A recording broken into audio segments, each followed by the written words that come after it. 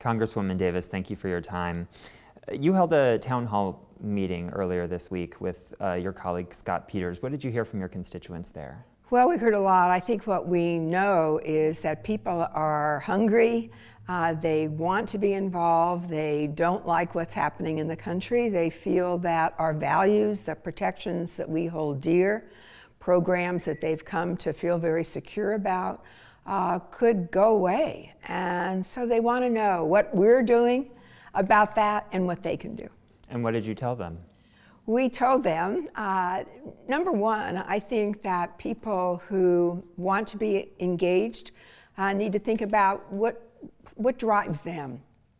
What are they best at? They ask me, what's the best way I can help? I always say the best way is what you're best at, what you would feel that you'd like to make a contribution in. And for a lot of people that may be organizing, but it may also be writing letters and alerting their colleagues, staying active in their workplace with people that they can talk to and learn from.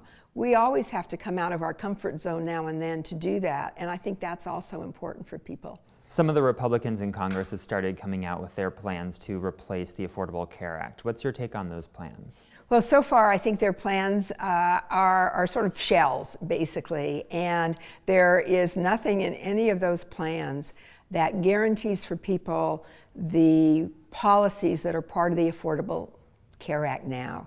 And what people want is to be sure that if you have a pre-existing condition, that you're not going to be charged more or have no access to health care in the future. And we all have personal examples of that.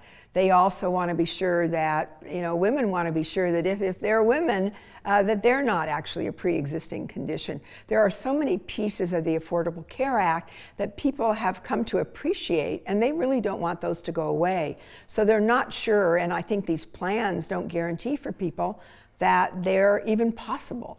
That's really the problem here. There really are no plans that you can look at. The Trump administration has come out with some guidelines for implementing the president's border security plans. How do you see those guidelines or those rules as affecting San Diego? Well, San Diego is going to be greatly affected by that, and I think that's why people are very concerned what's going to happen. How, in fact, are they going to finance this? Where is the money going to come from? They're asking for 15,000 new border agents.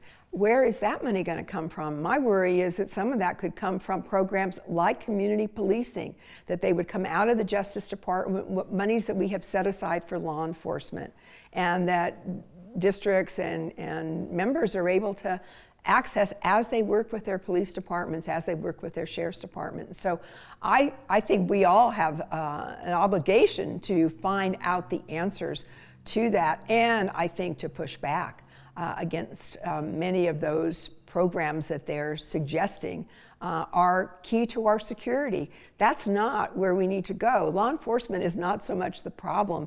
We need a more comprehensive approach to immigration. Everybody knows that, and yet we've had such a reluctance to move forward.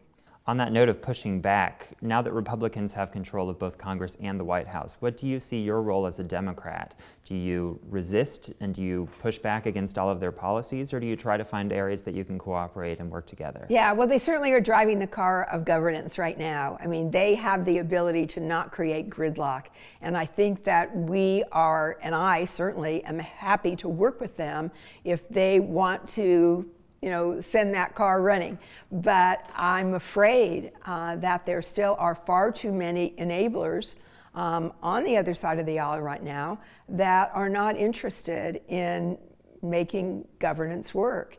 And I think we have a president who has not been as interested in governing as much as being the owner of a lot of companies. And there is a different mindset that takes place. We need to be sure that the people who are being asked to be part of the cabinet, as well as others who are part of governing today, that we're making things work for them and not just putting so many roadblocks in the way. And that's part of my concern.